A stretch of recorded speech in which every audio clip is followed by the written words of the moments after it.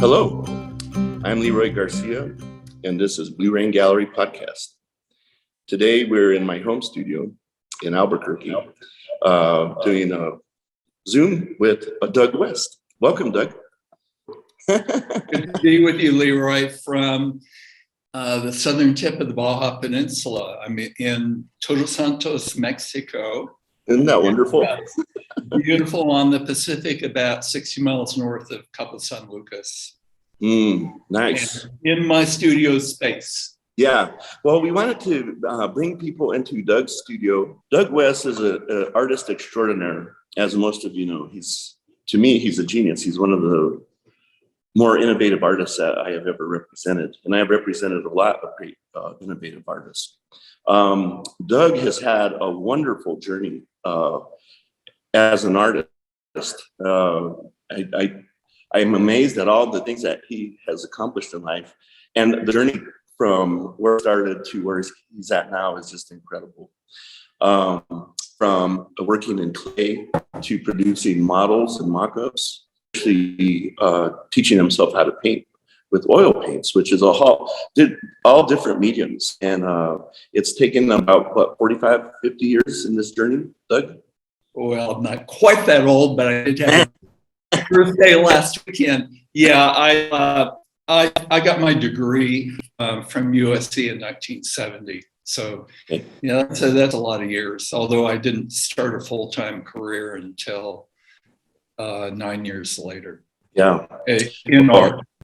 Yeah, so why don't you just give us a brief synopsis of your journey? Yeah, well, I remember you asking me this question during one of our podcast interviews and asking me about my early experience with art. And I said, well, I never took art classes. I kind of backed my way into it.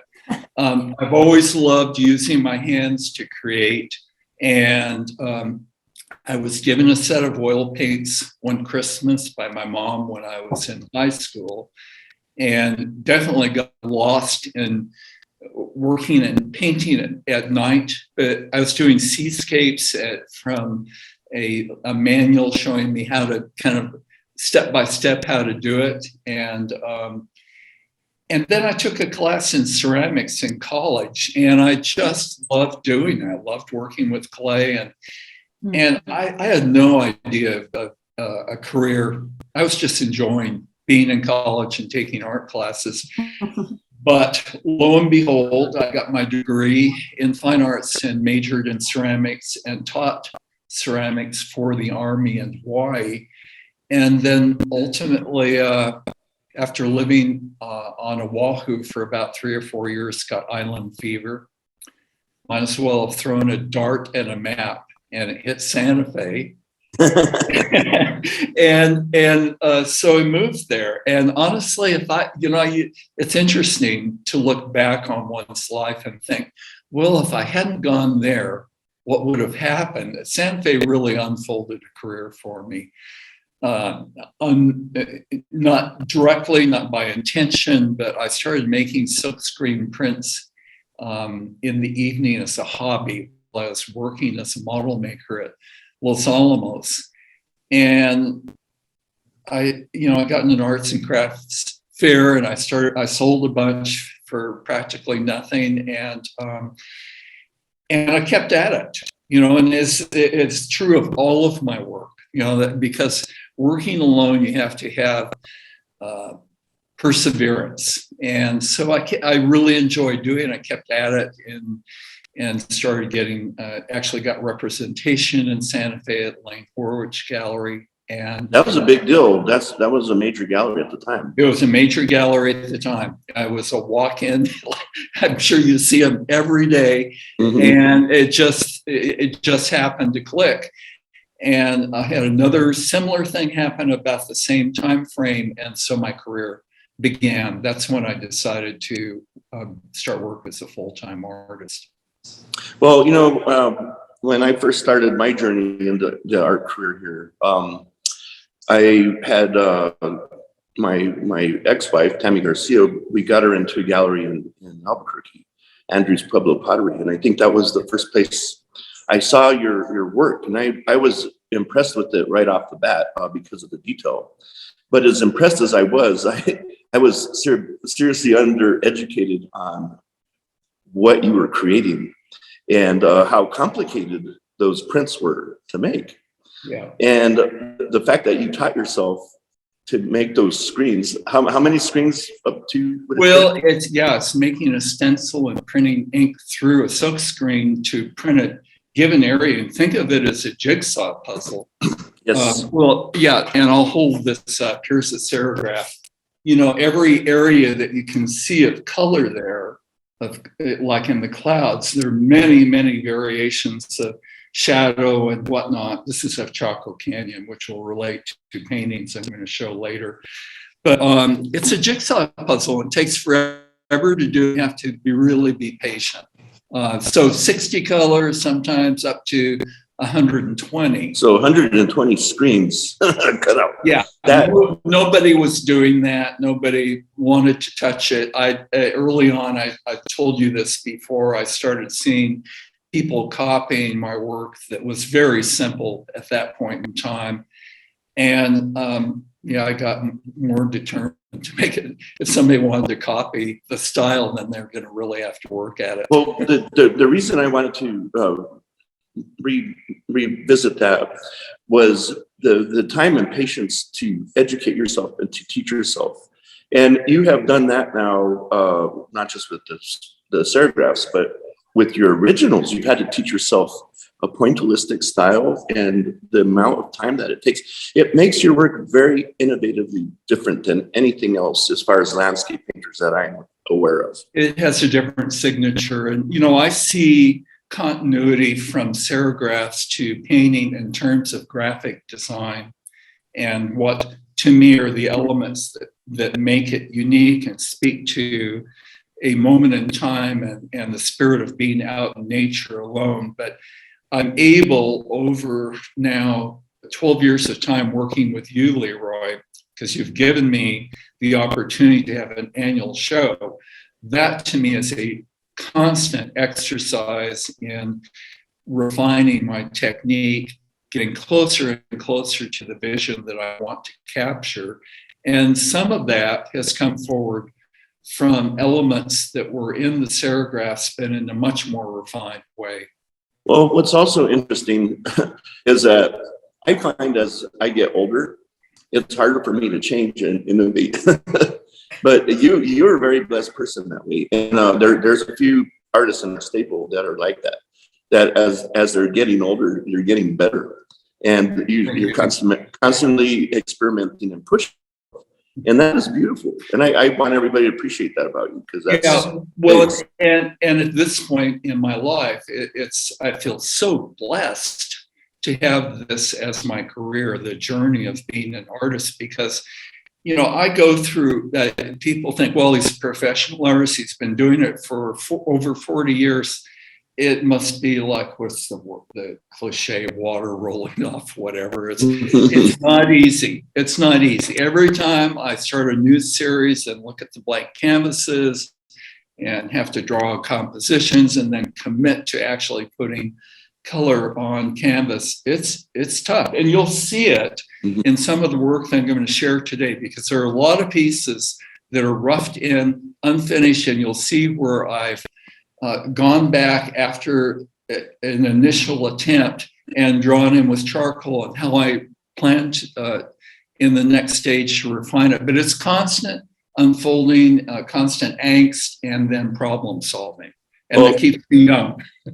Another great thing that I want our audience to appreciate, because of that, Doug is not a machine. So there's a very limited amount of paintings we get a year, maybe 20 total.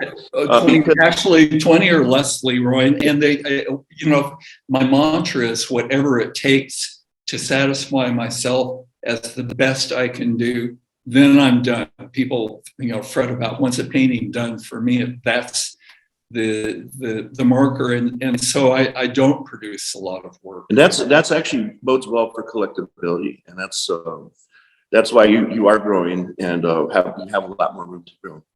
Let's talk about your October surprise, your show. Oh, my show. Yeah, Let's it's interesting. You know, that. of any show that I've done for you, this one, even though it's kind of split in theme, I'm trying to think of, what canyons. I don't know. I after the last opening and show that I had with you last October, I bought a new camera and I decided to take a little side journey on my way back to Todos Santos and spent some time in Chaco Canyon and spent some time on the south rim of the Grand Canyon. So the main body of the work I'm doing, especially with Chaco, is centered on Chaco and then a number of pieces Grand Canyon as well. So I'm excited about, it's a little bit of a theme for me. Generally in the past, I go through a series of photographs that I've taken and select kind of the ideas from those. I'm going to have stacks of them, and I'll even collage things together to get a new idea. But this is a little more focused. Wonderful. Well, let's go ahead and review some of the things you're working on. Okay. Yeah. Now, my intention first is to show paintings that I'm going to be sending to you imminently. I'm going to send because I know my inventory's a little depleted. Yes, so, we're down to 5 paintings. So I've got 4 pieces that I've been working on to get to you initially, and then the main body of the work for the show will be over the summer. But I'll start with a piece. I'm going to show you one more. Well, I'll show you a photograph. This is of white sands, and I'm sort of using this as a basis for coloration. And then I want to show, in terms of my artistic journey, here's a serograph of white sands. And this is way back when. Well, there are things in oil paint that I just couldn't do. This is very detailed, this serograph, but the beauty of working with oils is I can get much more in the way of mood and subtlety. And this is a recent painting I finished just a few weeks ago of white sands. Beautiful. See, I'm seeing you on the main screen here, but I'm not sure how to shift to just speaker. Anyway, yeah, I'll hold this up a little closer too. So there we go. No, that's pretty. Yeah, a lot of detail, but I mainly am real happy with this transition of color into here, warm versus cool, this focus compositionally that sort of sends a feeling of space back, which is always what I'm looking for. I think it's so indicative of the beauty of being out in nature. So this white sand piece is coming to the gallery soon. Here's a really sweet little piece of Taos, so overview of Taos Mountain. And when Leroy talked about pointillism, well, I seem to have gotten off on this because it really does help create a sense of space and color in an unusual way. But this to me is so representative of Taos and the dramatic clouds that we see there in the summer. Now, I moved here to Mexico 11 years ago, having lived in Taos for 13 years. And, many landscape artists have fallen in love with Taos because of the sense of space, and then particularly because of the light, because it's up at 7,000 foot elevation. It's a different quality of light than even what I see here. So, yep, my homeland. That's right, Leroy. Let's look at this. This is one of the pieces for the Grand Canyon. Oh, wow. Is that some prickly pear in the foreground? Yeah, prickly pear. And what I'm really, the light's really lousy close up there. I wish I have larger pieces, so I'm hesitant to move this whole thing closer. But I'm really happy with the atmospheric depth that's happened back here. And it's got a sense of composition that I like. Things are pointing here, a little hint of the Colorado River here. And this is from the South Rim. This is from my trip visiting there. Nice. Thanks.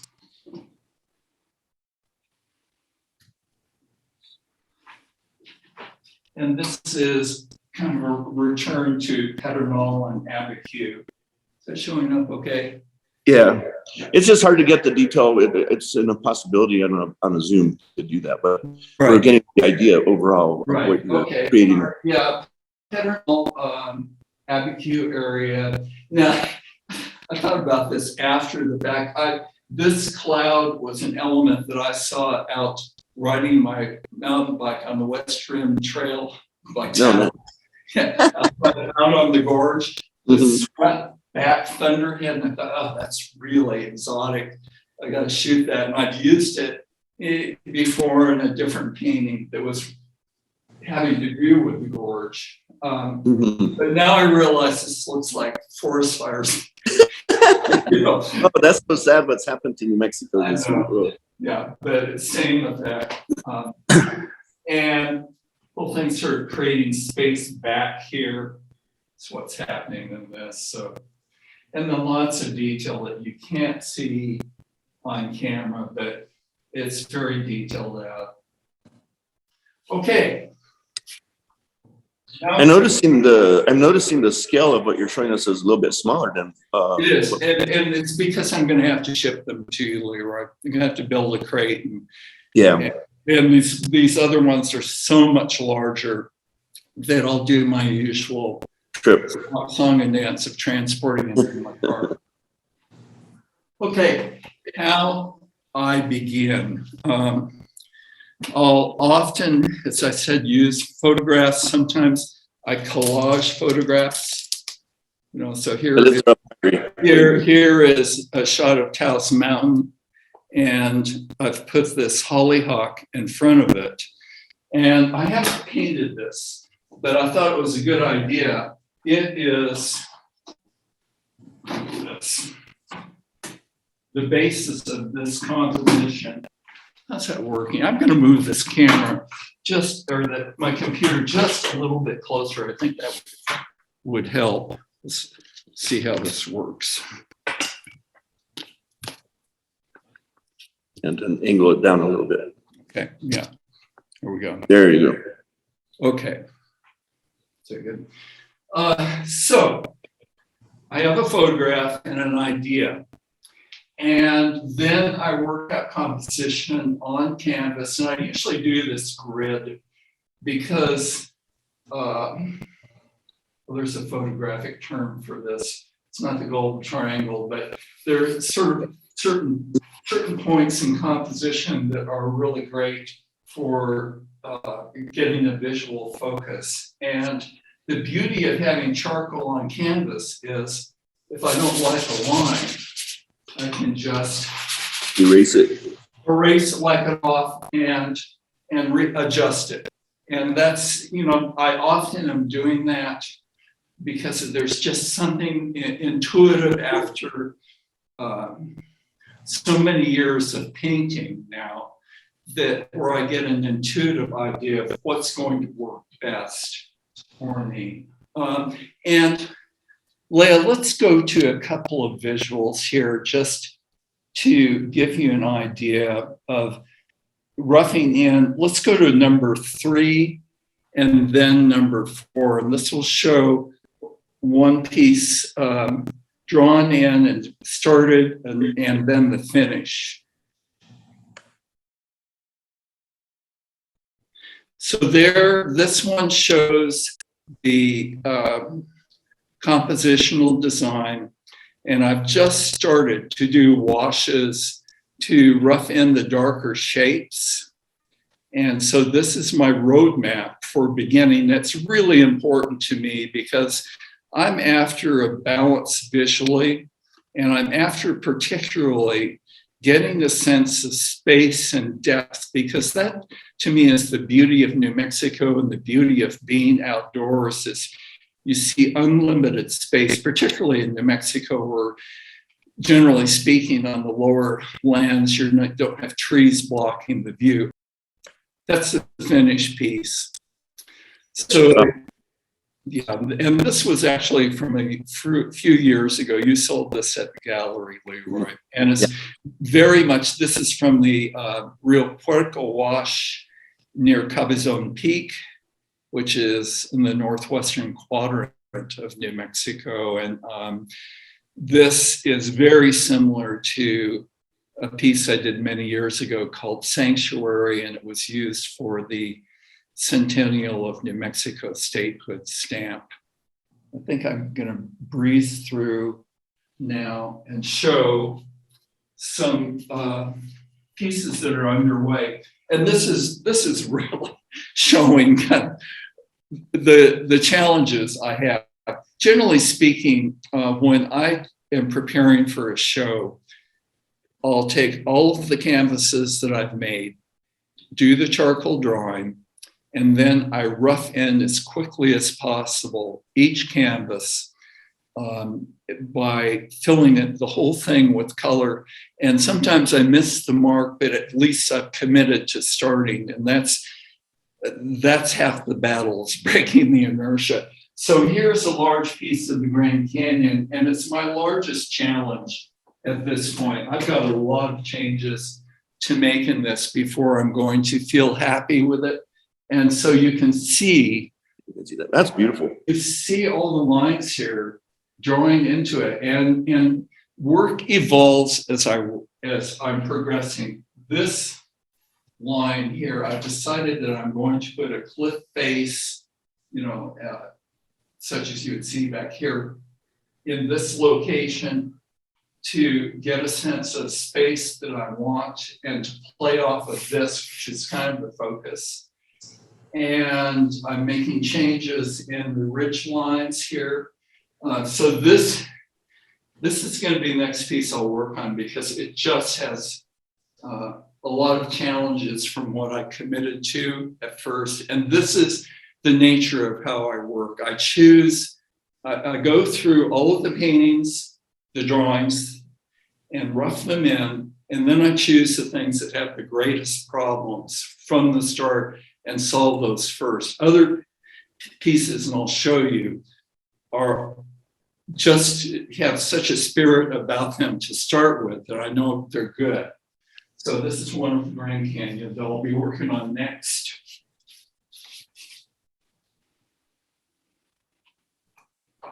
Another one from the South Rim. And really enjoying this sense of space. Now, see, this one to me is more cohesive already. The colors are working. It's not as fragmented as that first piece. And the first piece actually was my first rough in. That's an interesting thing about the process. As I work, my skill seems to unfold. And that happens with each series. Anyway, this is a good start, and this piece will come together more easily. And I'm really enjoying how this foreground area is going to help create the sense of space. The Grand Canyon really is a puzzle, and it's complex to portray because it has so many layers to it. Okay, one more of Grand Canyon.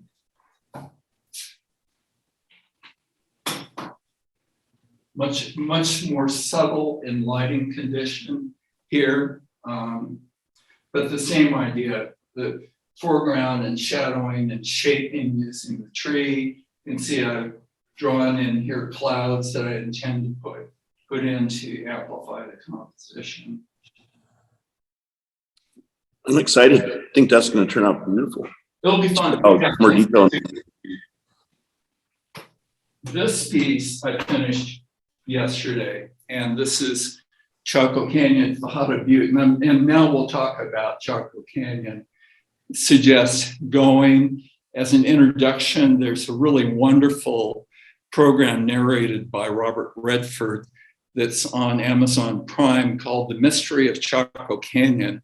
It's from a number of years ago, but it is, Chaco Canyon is a magical place, not only because of the subtlety of the environment, but the Native Americans who built structures there aligned with astronomical markers and tied to the seasons, tied to solstice. It's a mystery. It was 1,000 years ago, they started building it. And like Taos Pueblo, not condo, but multi-room structures. I think Pueblo Bonito covers about 3 acres of space. And but the center to me of Chaco Canyon, looking down the canyon itself, is Fajada Butte. And Fajada Butte, I think it's hard not to go to that place and get a sense of it being the main reason they settled there. So this is the feeling of Fajada Butte at sunrise with Chaco Wash here. And I'm not sure this detail is showing that these mesquite bushes go back into the distance. I'm really happy with the feeling that the composition is creating a tension between this edge and the butte and this mountain in the far background. And this angle plays off of that. That's the chess game to me of composing, to get placement of objects in a composition, to create a sense of space, to get the lighting to work, to give you the feeling that you're out in nature alone, and there's a solace about that that just feels affirming. So this is where all the rest of my paintings are going to head to. Well, I've had the opportunity to hike in there, and it is beautiful, and there is it is mysterious. But I it was one of the largest trade centers in the Southwest. It took 250 years for them to build all of the edifices there, and they found feathers. And yeah, so it was, the mystery is that, and curious thing about it is that they don't really find much in the way of grave sites there. And they think as many as 10,000 people may have been there at any one time, suggesting that it was a ceremonial center where they would come and have maybe celebrate solstice and then leave. It's not necessarily inhabited. Right. Ongoing. Okay, here's another one of Fajada Butte. I'm going to hold this up because it's a little bit smaller. And it's in progress, a rough end.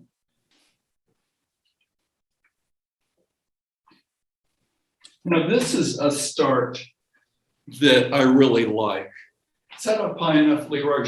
Yeah, you're fine. It's perfect. Okay. Yeah, and what I value about this is the sense of light.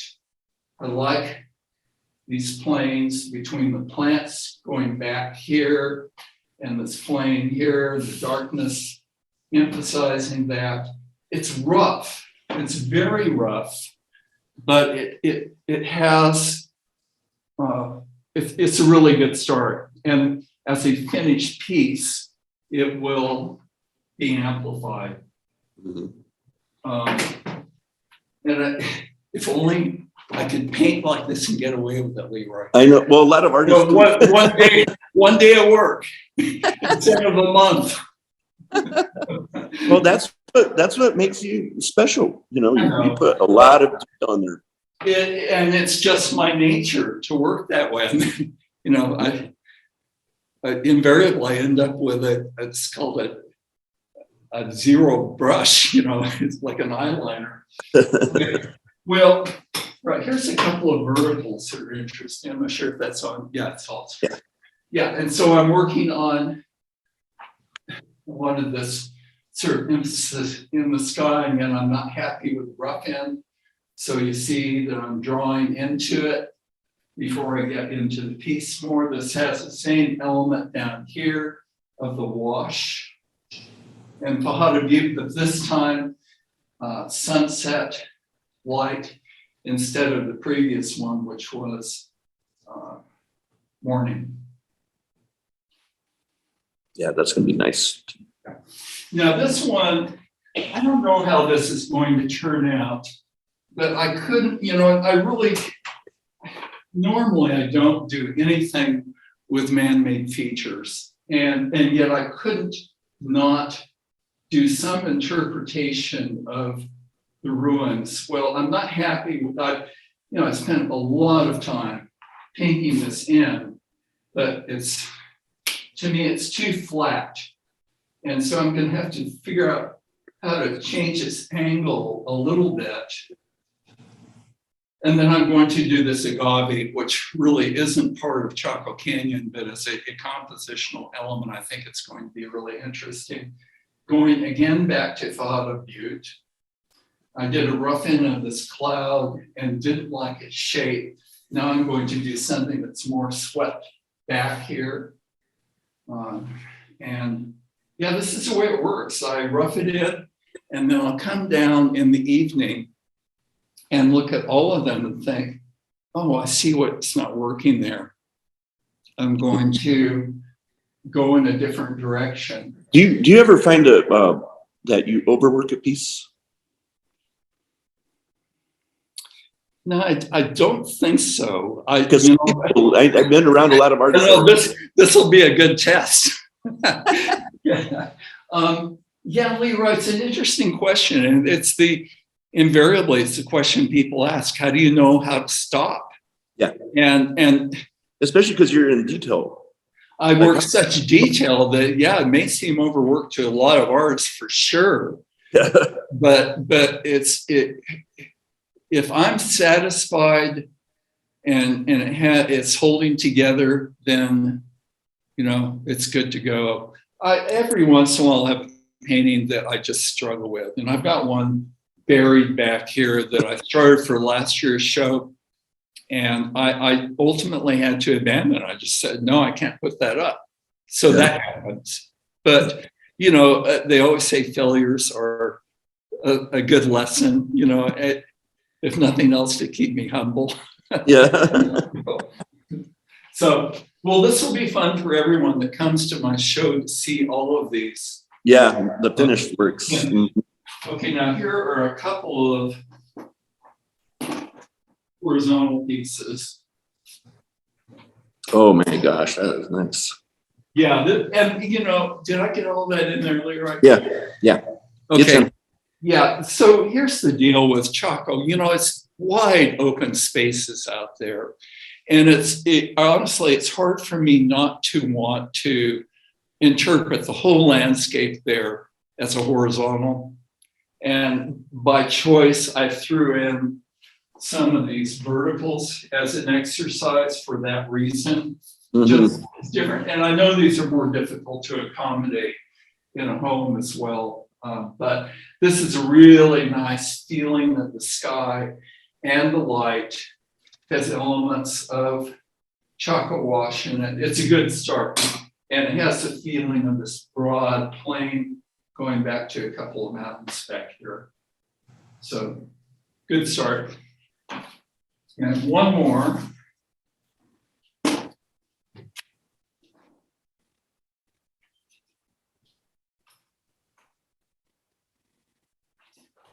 This is same in the canyon. You see, I'm playing off of this same butte here, except it has the feeling of Chaco Canyon going back in the distance to Pajada Butte. Yeah. That's beautiful. as Yeah, well. I'm really happy with this, and I'm also The clouds are perfect. yeah, I'm really happy with the composition of the sky versus the subtlety of this and the lighting in this. And yeah, again, if only I could just stop here. No, but it's, what's really fun about this is that I can start like this, really loose, really fast, with the intention of mainly thinking about color and light. Mhm. And then I can satisfy the other part of my being that The detail. has to trick it out. So, yeah, that's it. I'm excited about. Well, we're excited. I think that's fantastic. I liked that we are in Todos Santos right now, visiting you in Mexico. I would like to encourage people, if they want to submit a question to Doug, do that in the chat box, and that's usually in the upper right-hand corner. And we'll do that at the end of this. Yeah, and Leroy, I love having my friends come over to visit. My studio space is quite small. Mm-hmm. And I've had larger studios. This one's maybe 15 feet long and close to 15 feet wide and 30 feet long. It's narrow and it's packed with equipment. And it's why it's always fun to come for an opening, because I can see the paintings in the big. Oh, yeah. But I'd love to have people come and visit and see work in progress, because it unpacks some of the mystery of, how does this happen and how does he do it? And oh my gosh, look how it's evolving. So I love to share. And if people have questions, please. I want to bring awareness to something that is a big honor. The New Mexico Magazine is producing something. What is that? Oh gosh, every once in a while these things happen that I call manna from heaven. One was many years back to be asked to produce a postage stamp, and I asked them what for, and they said the centennial of New Mexico statehood. What an honor. Mm-hmm. Yeah, quite something. So I got a similar thing. I received a similar request through your gallery. They'd been contacted by New Mexico Magazine. New Mexico Magazine was first published in 1923. And so they're going to be having their centennial celebration. And as part of that, they're producing a calendar for 2023. I think it's going to press this week, because I just saw the proofs, but every image in the calendar is a painting of mine. So they're beautiful. I saw the images. I'm like, oh. So yeah. For those of you who would like to, we'll post more of that information. That'll probably be coming out in the third quarter of this year, maybe sooner. But we'll do an e-blast for those who are interested in acquiring that. I'd like to thank everybody for attending today's Zoom podcast with Doug West. Like to encourage everybody to subscribe to our podcast on all the platforms. You can also find those all the time at blueraingallery.com under podcasts. Also, I want to encourage people to follow us on bluerainprintshop.com, where we can bring art into your everyday life. Let's go ahead and is there any questions that have come in? Leroy, let me just say one closing thing. And, okay. And that is that, you posed this question at the beginning, how we started working together.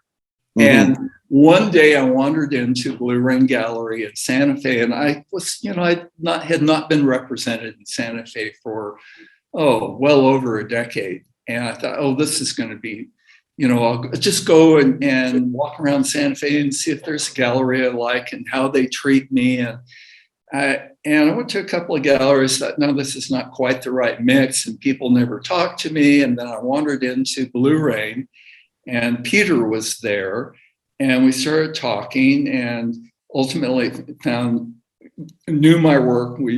And he said, well, you've got to come back and talk with Leroy. I think we'd like to have a show with you. And that was 12 years ago. And moreover, you've given me the opportunity to focus on my painting. I gave up printmaking at that time. And that the deadline of an annual show is what's fed my growth as an artist. So thank you so much. And thank you, Leroy, for giving me the latitude to do whatever I want. You've never, ever said a word. And that's in the art world with dealers, that's a big deal. So you're the best. Thanks for having trust and giving us an opportunity. So let's ask some questions. Let's see. This is from Denise Dunham. How does meditation affect your creativity? I know Denise, and we have a meditation sangha that we meet regularly with. Yeah, I think that meditation goes hand in hand with being creative. You know, I spend so much time alone, and painting, particularly in detail, is like a journey within, because you're always watching your thoughts as you're doing some minutia. Meditation affects my response to life in general. I'm not sure about art. That has to unfold over time, but I think of it as a calming influence and makes me less reactive, so that maybe if I'm having angst with a painting, I can chill about it.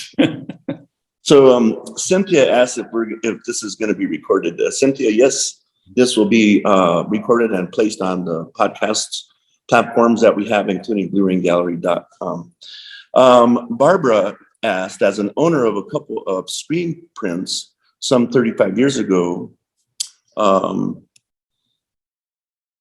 when did you switch to oils? I switched to oils, maybe in 1997. I took a plein air painting workshop up in Taos at Donner Ranch, and that was my introduction back into oil painting from college days. And then when I owned a gallery in Arroyo Seco in, I'm going to get the years mixed up here. Probably 1999 or 97 painting. Yeah, by the time that I started working with you, Leroy, was really when I did full time to it, and that would have been 2009.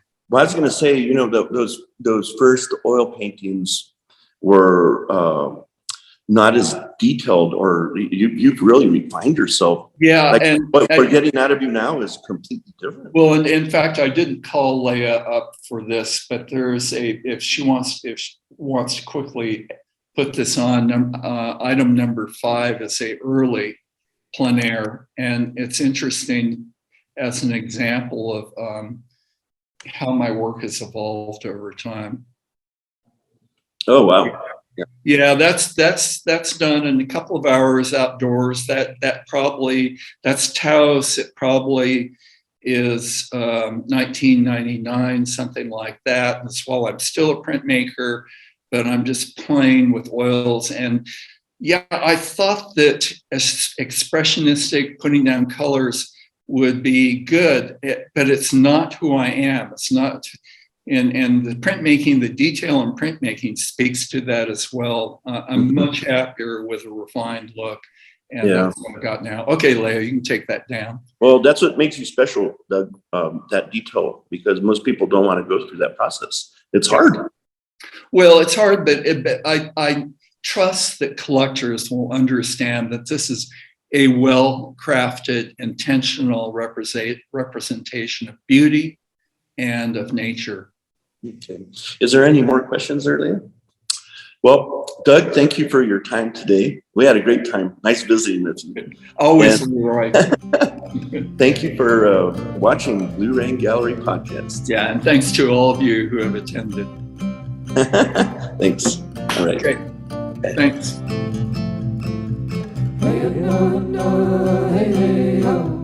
Hey,